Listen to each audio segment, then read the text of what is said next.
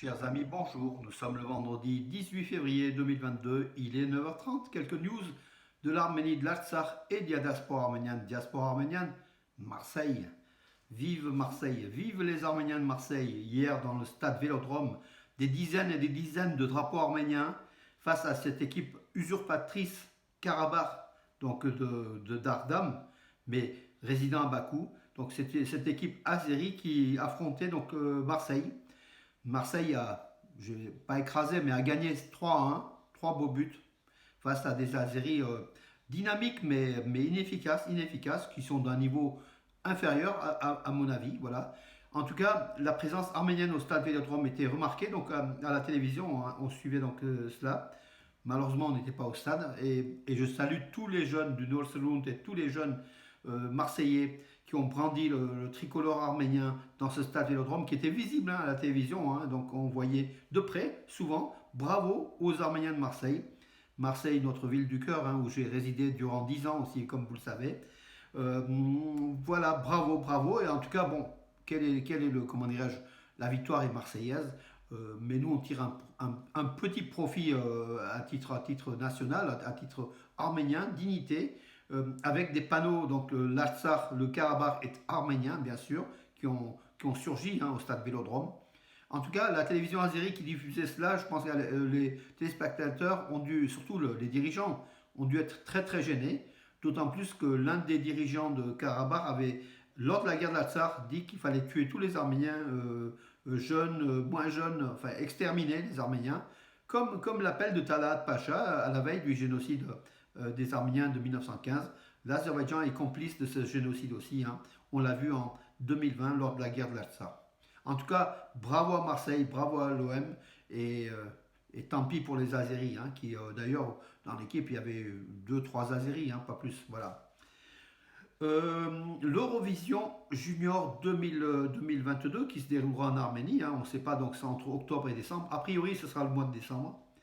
Ça se déroulera au au complexe culturel et sportif Garen Demircian à Yerevan, comme l'Arménie a gagné avec Malena l'Eurovision 2021.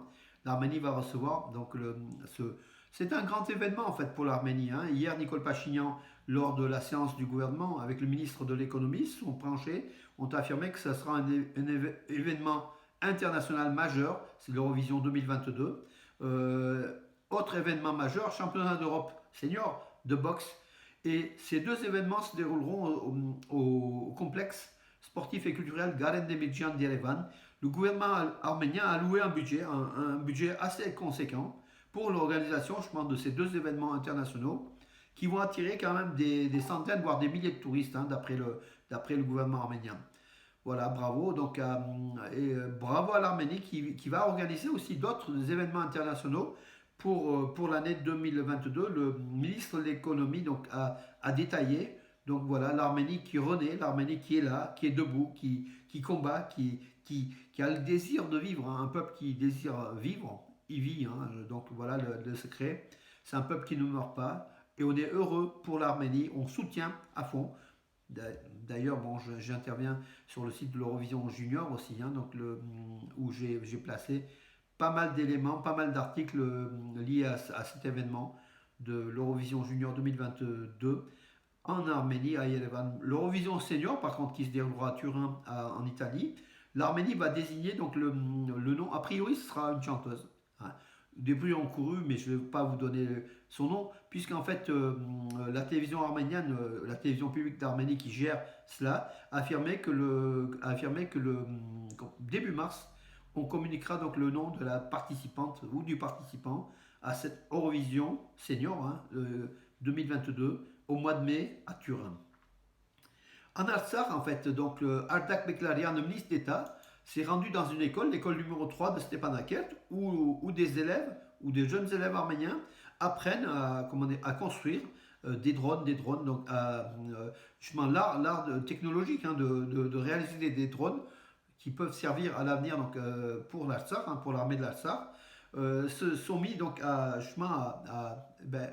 ce sont des jeunes, comment dirais-je, surdoués en fait aussi, dans cette école-là, se sont mis à s'initier au secret de la construction de drones très très bonne affaire. Et aidé bien sûr par l'Arménie, hein, justement, il y a de nombreux experts de l'équipe Armat, 500 dirigeants et membres de l'équipe d'Armat. Donc Armat, c'est la partie technologique justement, numérique technologique de l'Arménie, hein, en fait, hein, qui organise aussi une exposition chaque année à Yerevan. Armat, les membres de l'Armat ont aidé ces jeunes de Stepanakert à monter cette classe d'études et qui va se développer. Et peut-être dans d'autres villes de l'Artsakh vont se réunir aussi dans des écoles, des centres justement, de technologie liés aux techniques des drones. Très très bonne information, sachant que c'est du ciel que le danger est venu. Hein. Ce sont les drones qui ont gagné la guerre, qui ont fait gagner à l'Azerbaïdjan et la Turquie par Israël aussi, la guerre de l'Artsakh contre les Arméniens. Le gouvernement arménien approuve le projet de loi sur la ratification de l'accord de communication aérienne avec la Syrie. Donc, voilà, donc l'Arménie et la Syrie vont réaliser des vols réguliers donc, entre Yerevan, Damas et Yerevan, Alep et vice-versa. C'est une très bonne chose, sachant la communauté importante de Syrie qui est installée en Arménie et puis qui réside aussi à Alep et à Damas. Hein. Donc moi je suis natif d'Alep, comme vous le savez.